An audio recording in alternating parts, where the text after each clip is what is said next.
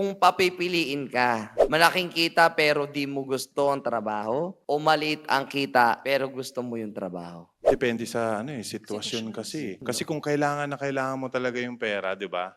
Parang kahit anong trabaho, kahit hindi mo gusto gagawin mo para lang Papatusin mo Oo, na. pero kung okay ka naman, medyo hindi ka naman masyadong Yayamanin ka naman. yayamanin ka. Nangangailangan. Dito na ako sa gusto ko kasi mas okay din yung ginagawa mo yung gusto mo na kahit nga walang kapalit yan 'di ba? So, depende sa sitwasyon. Paano kung mahirap. sa sitwasyon ngayon? Ngayon, dito na Sa ako sitwasyon mo ngayon? Oo, gusto ko. Sa Kasi gusto mo. katulad ngayon, na sumasayaw ako, kumikita rin ako, 'di ba? Nakakapag-show. So, dito na ako sa sitwasyon na gusto ko yung ginagawa ko kahit maliit, 'di ba? Oh. Pero mas okay din kung malaki.